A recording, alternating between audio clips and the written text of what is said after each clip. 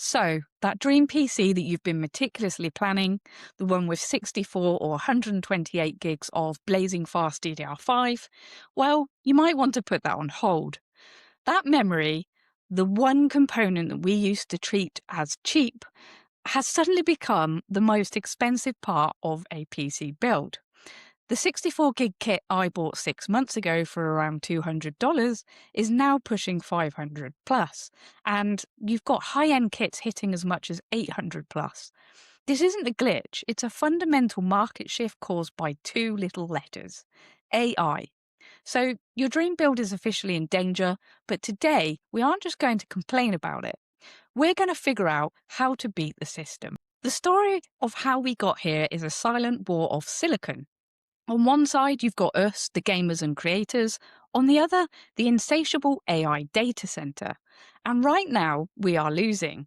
In this video, I'm breaking down exactly why the AI boom is draining your bank account.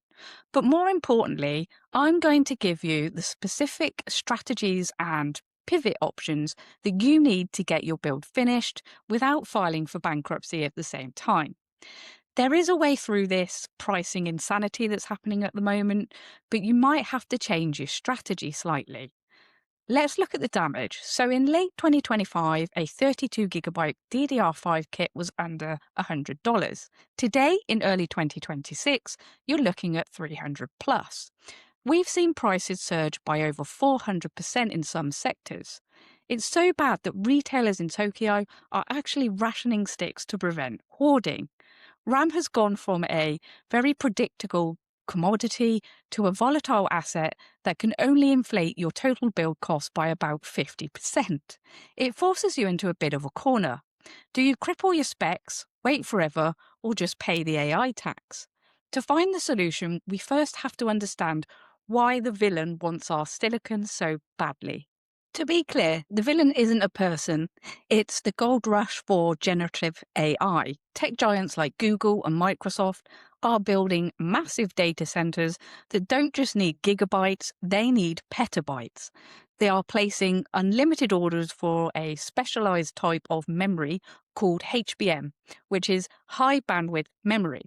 So think of standard DDR5 as a wide bench, but HBM is like a skyscraper of workbenches with a high-speed elevator.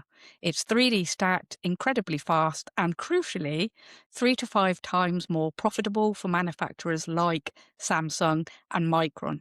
Because HBM takes up 3 times the factory capacity of regular RAM, the big players are literally gutting consumer production lines to feed the AI beast.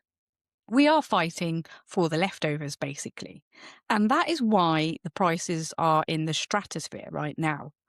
Before we look into buying options, we need to have a come to Jesus moment about your specs.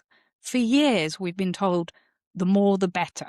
But in a shortage, enough is the new perfect.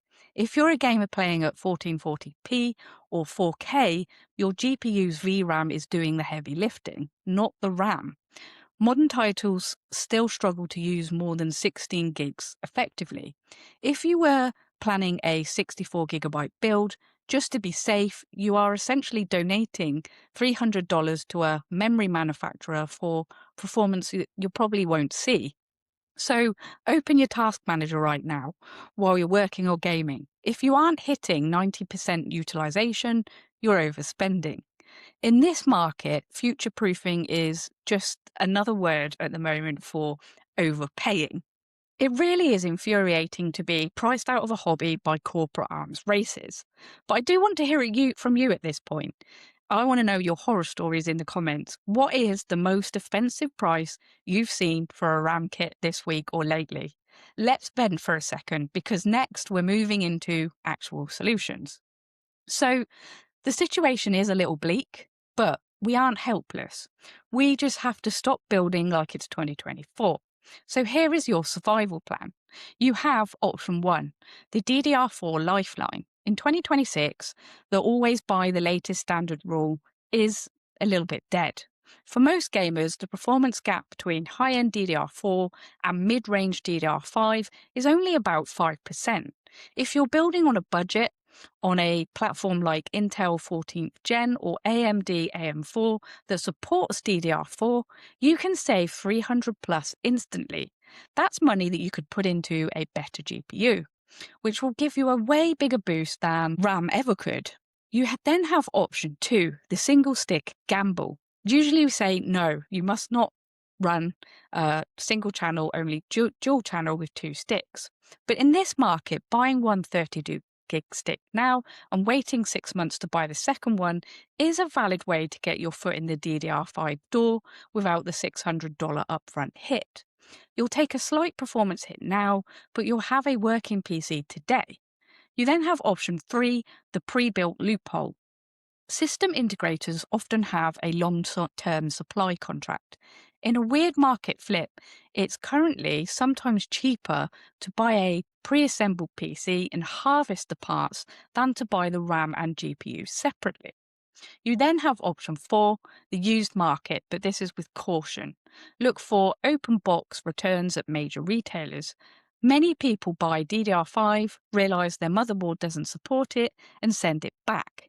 These are often tested and come with a store warranty, but at least a 20 to 30% discount. So when will this end? Honestly, not soon.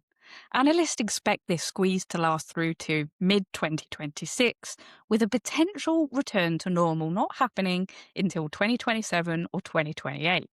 It all depends on whether the AI bubble cools down or if new factories can come online fast enough to handle demand. But for the foreseeable future, expensive RAM is the new normal, which means for us, smart building is the only way forward. We're at a slight turning point here. The rise of AI has turned our humble RAM modules into a global battleground. It is really frustrating, but it's also a bit of a wake-up call to be more tactical when it comes to hardware choices. The dream build isn't dead, it just requires a different blueprint now. Whether you're taking the DDR4 lifeline or buying one stick at a time, you can still get the performance you need if you're willing to adapt a little bit. Build smart, stay patient, and don't let the AI tax kill your passion for PC building. As always, thanks ever so much for watching, guys, and take care. I will see you on the next build.